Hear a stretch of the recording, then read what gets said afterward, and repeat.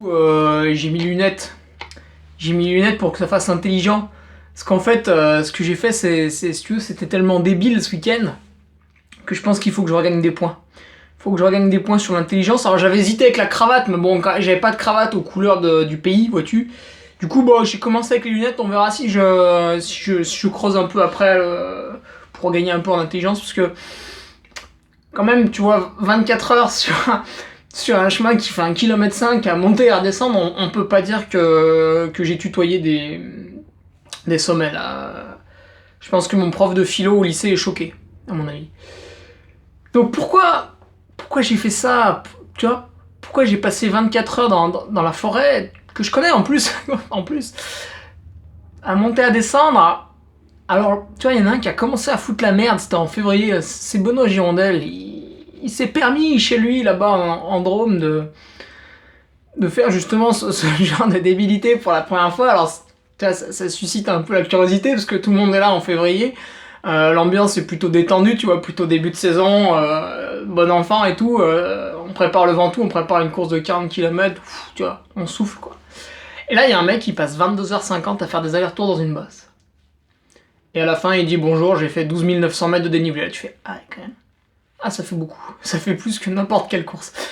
Donc, je parle pas du tort. Donc, tu dis, putain, ouais, quand même, c'est.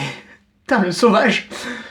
Bon, après, le temps passe, tu vois, il y a deux, trois autres bêtes mythiques qui font des petites barbaries un peu autour de chez eux. Je pense à Xavier Thévenard qui a poncé une paire de skis là, en faisant plus de 300 bornes. Je pense à Kylian Jornet qui lui aussi a abîmé la neige toute fraîche en faisant 23 000 de dénive en ski alpe. Donc là, tu te dis, bon, ça y est, ils sont tous partis dans un délire, un peu plus arrêté. Puis bon, toi, t'es là, un peu timide, tu vois, tu dis, qu'est-ce qui se passe? Il va y avoir un éboulement. Oh, ok, pourquoi vous devenez tous tarés là, comme ça d'un coup? Puis tu laisses courir, bon, après, ça leur passe, tu vois. On revient un peu tranquille, la saison passe, on souffle un peu. Et là, en mai, il y en a un qui commence tu vois, à être un petit peu méchant. C'est-à-dire, chacun a fait un peu, si tu veux, son petit record chez soi, un à pied, un en ski alpe, un en ski nordique. Pas de problème, tout le monde était détendu dans son domaine. Et là, t'as un Suisse, Christophe Nonorg, tu vois, de son nom, qui est arrivé comme ça, qui a dit salut les gars, ça c'est pourri, je ratifie. Donc il a pris son stylo, il a fait un trait là sur le 12 900 à Girondelle, il a posé 13 670. Voilà, il a dit voilà, ça c'est, vous voyez, ça c'est mieux, ça à moi. Voilà, il y a mon nom là, hop. Voilà, j'ai enlevé la Girondelle, j'ai fini ça. Et là, tu sais, ça réveille un peu la bête endormie. Tu te dis, oh putain, le con. Ouais, il s'y est attaqué quoi. Il a attaqué la bête. Wow. Il l'a pourfendu. Et bon, après, c'est vrai, il faut le dire. Je pense que Benoît peut faire largement mieux. À mon avis, sa bosse était vraiment complètement pourrie pour accumuler du dénive. Qui vaut largement mieux, bien sûr. Il a fait ça. Je pense qu'il s'est réveillé le matin, il s'est dit putain, j'ai rien à foutre aujourd'hui. Il allait faire ça, quoi. Donc vraiment, il a fait ça en détente. Et là, bah, Nonorg le titille un peu, tu vois. Il Nonorg le nargue, tu vois, ça, c'est beau. Et donc, tu dis putain, ouais, il est battable en fait. Et ça tombait pile poil avec le moment où je me tapais tout un tas d'entraînements navette. Donc navette, bah tu poses toutes tes affaires en bas d'une bosse, là, puis tu montes, tu descends pendant un certain temps. Alors après, t'as des thèmes, tu vois, dans les navettes, c'est poétique, c'est agrandissable à souhait, donc des fois, bah, c'est je descends fort, des fois c'est faire les montées au seuil, jusqu'à ce que ce soit plus possible, puis ensuite on descend fort, enfin tu vois, il y a tout un panel, tu vois, mon coach, quand il arrive devant son ordinateur là pour pianoter l'entraînement, il ouvre un tablier en fait, et il y a tous les ustensiles de barbarie dessus là.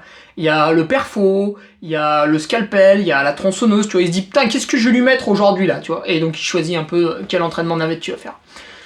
Donc en mai j'en ai bouffé à un moment donné, j'ai dû même en faire 6 heures, là ça faisait à peu près 5000. Et je me dis putain mais en fait on peut trop le battre quoi, le record. Tu vois, j'étais sur un rythme 18-20 000 pendant ces 6 heures. Je me suis dit putain mais c'est faisable en fait. Et après j'ai laissé courir, la saison est passée, je vais au 90 du Mont Blanc, je me rate, je vais à l'UTMB, je me rate. Et là ça m'a saoulé en fait. Il y a eu excès, c'est bon. 2 semi-échecs entre guillemets, parce que bon j'arrive quand même dans les premiers malgré tout, mais pas là où je voulais. 2 semi-échecs entre guillemets. Tu sors de l'été, t'es prêt à rentrer dans l'hiver, c'est la basse saison, c'est morose, tout ça, ça fait chier.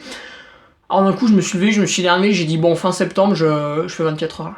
Ça suffit maintenant. Je peux pas rester sur 2 échecs. Il y a des salopes qui disent jamais 203, eh ben non. Eh ben non, fin septembre, je fais 24 heures et je plie le bordel. Alors le dire, c'est bien, c'est sympa, tu vois, tu rigoles et tout, c'est marrant. Et puis quand même, 2-3 jours avant, je me suis dit, putain, mais... en fait, 13 170, ça fait beaucoup, quoi. Puis tu sais, je marquais les temps autour, parce que j'avais mesuré le segment, là, 417 mètres de dénivelé, je marquais les temps autour. Puis je voyais que, bon, fallait faire 40 minutes, l'aller-retour. Donc au début, je me dis, bah ça va. Et puis je commençais à penser, tu vois, à la nuit, quand t'es un peu fatigué, quand tu relâches un peu. Et je me suis dit, putain, mais en fait, on peut vite passer au-dessus de 40 minutes. Donc finalement, je suis arrivé avec une certaine peur, tu vois, au début. Je vais pas dire au départ, c'est pas une course. Et je me pointe donc le matin à 9h, avec quelques amis, bien sûr, subjugués par la beauté de l'effort. Et c'est parti, donc... j'avais posé en bas une table avec un petit peu de bouffe, boisson, eau, enfin tout ce que tu veux. Il y avait vraiment tout de A à Z, quoi. On avait ceinture, coca, jus de pomme, bien sûr les boissons d'Alain Roche, on avait tout, tu vois, au cas où, tu vois, tout était là. Tout était là. La bouffe, c'est pareil, j'avais mes petits trucs qui étaient calés, plus les machins plaisir au cas où, tu vois. Donc là, on partait sur une farandole de... Alors c'était du fait maison, tu vois, j'avais fait une petite pizza maison. La pizza maison, pourquoi? Parce que j'adore la sauce tomate. Donc en fait, on prend une pâte fine, le plus fin possible, bien sûr. Hein, si tu commences à manger une demi-baguette pendant que tu cours, c'est très mauvais. Pâte fine, sauce tomate. Là, par contre, belle dose, tu vois, belle sauce tomate, que vraiment le goût, vraiment. Et petit dé de jambon, voilà. Tu vois, il y a trois ingrédients, c'est facile. Hein. Tu mets un peu au four, là, 20 minutes, c'est bon, c'est cuit. Ça, c'était un peu l'aliment plaisir solide, je vais dire. On avait fait un pain d'épices aussi. Je ne donne pas les quantités de miel, parce que j'ai peur que tu deviennes diabétique en regardant la vidéo, sinon. Mais c'était un bon pain d'épices, tu vois. On peut rajouter pain d'épices énergétique. Voilà, une bonne bête. Puis après, bon, avec Alain, tu vois, il y avait les barres cajou qui étaient salées, il y avait les barres amandes qui étaient un peu protéinées, forcément, c'est des amandes. Il y avait... j'ai pris beaucoup les fruits actifs au début, parce que j'allais vite, en fait. Alors, on me demande, ouais, est-ce que tu avais une stratégie? La stratégie, c'était Zob, en fait. La stratégie, c'était je pars, j'y vais farouchement, avec l'épée à la conquête. Et au début je suis frais donc je vais vite. Et puis voilà, peut-être après ça ira plus, j'irai moins vite. Voilà, c'est pas grave. C'est pas grave, on est là, c'est bonheur, c'est cadeau, c'est 24 heures. Donc au début ça allait très vite, il y avait le temps de passage en 31 minutes, je peux envoyer mes fichiers à ceux qui le veulent, pas de soucis, je l'avais mis sur le statut avant. Et au fur et à mesure ça a coincé un peu, bah c'est tout à fait normal. Si tu veux faire une expérience, en fait, tu vas marcher. Tu peux aller marcher 24 heures d'ailleurs. Au début, c'est très facile, hein, tu marches dans la rue bêtement, hein, c'est vraiment très con, tout le monde y arrive. Et en fait, au bout d'un moment, bah, le simple fait de marcher te fatigue. Parce que tu es en train de faire une activité physique, même à très basse intensité, c'est fatigant, au bout d'un moment, ça coince un peu. La marche est un petit peu moins ample, voilà, etc. Je t'invite à faire l'expérience, c'est très amusant.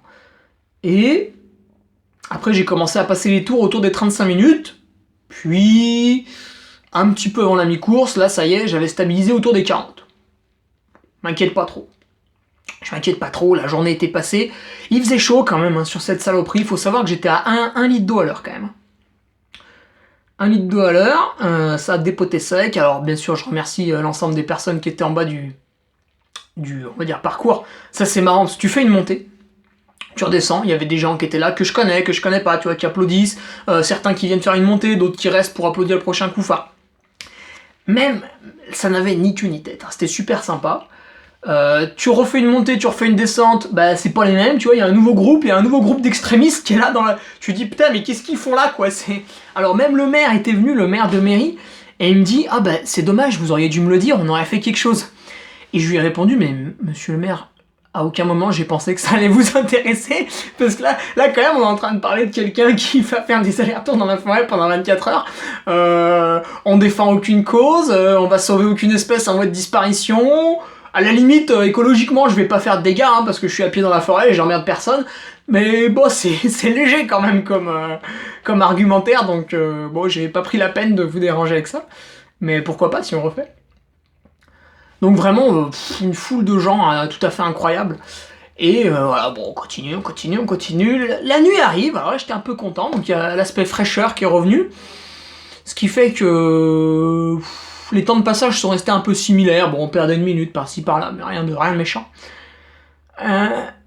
Alors il y a eu si tu regardes mes temps de passage, il y a eu un arrêt de 10 minutes à un moment donné. Enfin, il y a eu une montée, d'un coup je la fais 10 minutes moins vite que les autres.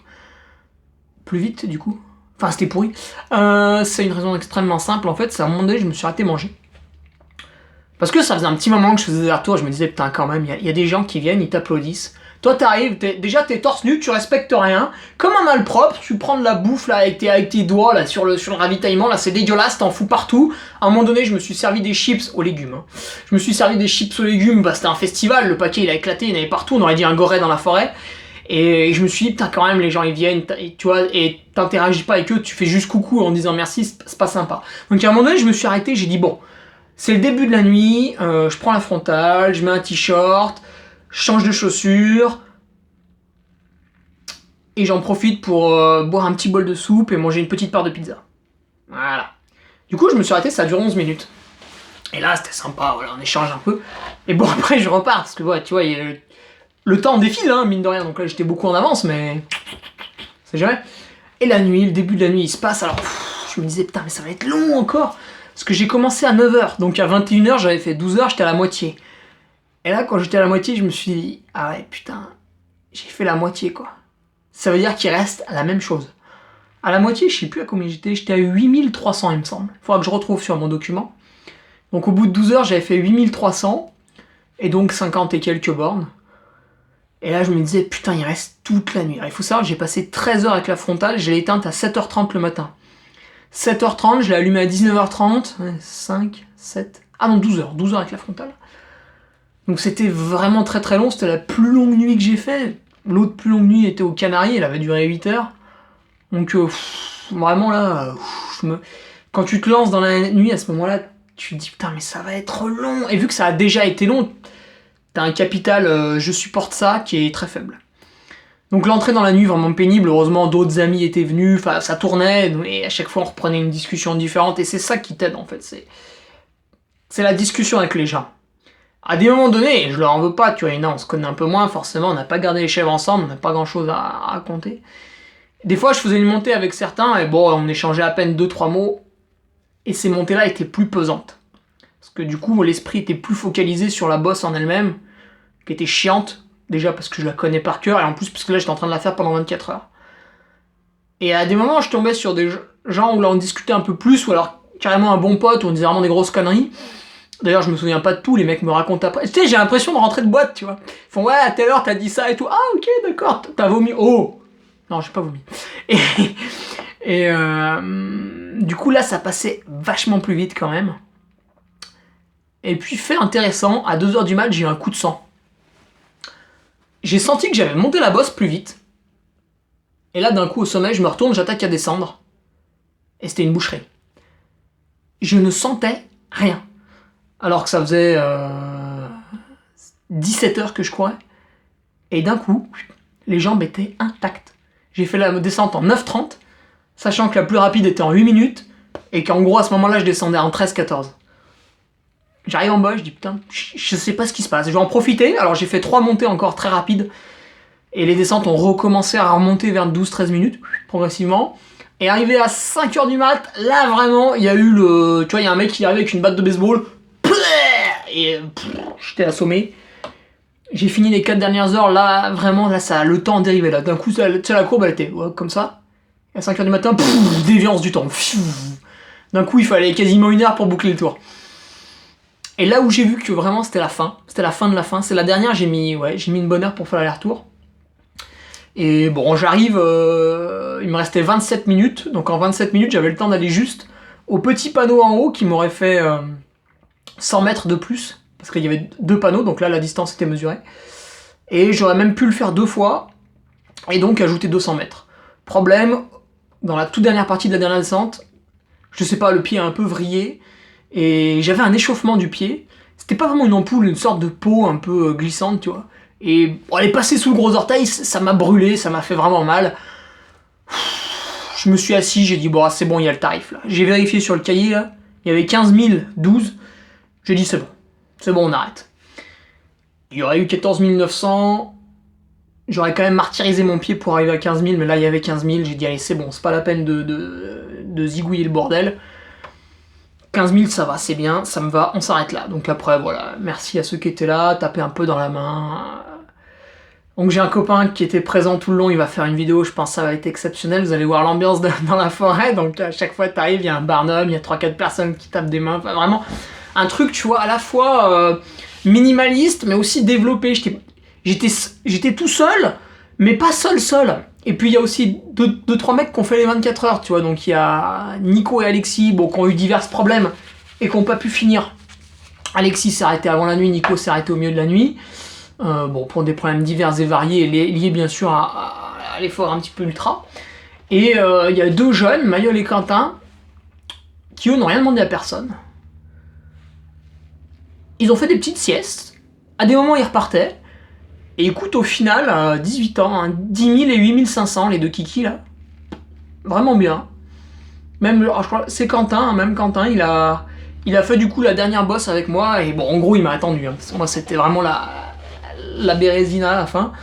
Donc, vraiment top. Eux, tu vois, ils ont fait à leur sauce aussi. Nickel. Des bons gars. Et voilà un petit peu comment s'est conclu ce défi. Alors, j'étais content du coup, parce que l'effort a été assez linéaire, aucun pépin. Alors bien sûr, à la fin, il y a de la fatigue. Mais, si tu veux, 15 000 de dénive, à quel moment tu te dis qu'il va pas y avoir de problème? Là, ça fait plus de 48 heures que j'ai arrêté. Je ne peux pas encore poser le doigt, tu vois ça, le putain de doigt là, je ne peux pas le poser sur mon quadriceps. Si je le pose, je hurle, ok? Donc on touche pas. Je voulais aller faire un truc là tout à l'heure, j'ai pas pu prendre ma voiture, donc c'est écologique. Parce qu'en fait, ça m'empêche de conduire pendant plusieurs jours. Donc je suis chez moi, là, tu vois, il y a le lit là qui est là. On voit pas derrière, mais il y a de la bouffe. Parce qu'en fait, quand je me réveille, je bouge pas. Et à un moment donné, j'ai faim et je bouffe. Alors le calvaire, c'est aller aux toilettes, c'est recharger le stock de bouffe, c'est répondre au téléphone quand il sonne pour la 5e fois, parce qu'il est trop loin, parce qu'il charge trop loin. Voilà, c'est les problèmes que j'ai en ce moment. Liés à au butage des fibres, en fait, il y en a plus. Si tu vois là, je bouge un petit peu, même j'ai un peu du mal, j'ai mal même dans le, tu vois le bras là, ici là, à l'intérieur du bras, à force d'appuyer un peu sur les bâtons, Swix, que j'ai violé au cours de l'effort, tellement je m'en suis servi, bah même le bras, tu vois, si j'appuie, tu vois, ça fait mal. Même là, ça fait mal. Je te parle pas de mon dos, qui est tassé avec les descentes, je pense que j'ai perdu 20 cm. Là, à mon avis, si je me mets debout à côté de Mimimati, on me voit pas tellement elle est grande, quoi. Donc, par contre, aucun souci articulaire, là, c'est nickel. Tu vois, les tendons sur les rotules, ils rigolent encore, là. Ils ont même pas servi encore pour l'instant. Ils disent, ouais, alors, qu'est-ce qui se passe, là? On attend, là, à quel moment on doit devenir un peu inflammé, nous, là, qui est... Tranquille. Donc, pour conclure, je dirais que les 13 000 premiers se sont vraiment très bien passés. C'était même incroyable. Et après, il y a eu le coup de barre. Mais je l'attendais vraiment plus tôt. Moi, je pensais qu'il allait venir au bout de 10 000, puisque j'avais jamais fait plus de 10 000. Mais une fois passé les 10 000, il y a eu cette espèce d'euphorie à 2h du mat qui m'a amené jusqu'aux 13 000 et c'est là vraiment où ça a cassé. Donc c'est assez incroyable. Je l'explique pas vraiment parce qu'en plus j'avais fait l'UTMB il y a un mois, donc niveau récupération on n'était pas sur le top du top. Donc évidemment c'est améliorable, j'invite tout un chacun à essayer. Christophe m'a fait un super trophée, alors j'ai oublié de l'amener, il est en bas, donc tu penses bien que je vais pas aller le chercher, il y a des escaliers, t'es pas fou, jamais j'y vais. Hein. Je vais le vernir, il est magnifique. Et ce trophée ira au prochain. Donc celui qui fait plus de 15 012, eh ben, il aura mon trophée, je lui amènerai en personne et je me prosternerai devant lui. Et j'espère qu'un jour Kylian le fera, parce que ce serait rigolo, tu vois. Est-ce qu'un humain peut faire plus de 20 000? Après, il y a une autre question, en fait, c'est est-ce que Kylian est humain? Je suis pas sûr non plus. Il a mis au monde un enfant, alors attention, il faudra vérifier hein, si génétiquement c'est comme nous, mais je suis pas sûr. Je suis pas sûr. Donc voilà, je vais m'arrêter ici. C'était vachement sympa et je pense que le plus important c'est de remercier ceux qui sont venus parce qu'on a partagé un super week-end. Et c'était vraiment le principal. Après, voilà, le chiffre en lui-même, on va pas se tripoter devant des jours. Le but c'était vraiment de partager un super truc avec les gens du coin, les amis, sportifs ou non, Et ceux qui sont venus aussi de loin, merci, c'était sympa. Je vais peut-être pas dire que c'était à refaire ou dans très longtemps.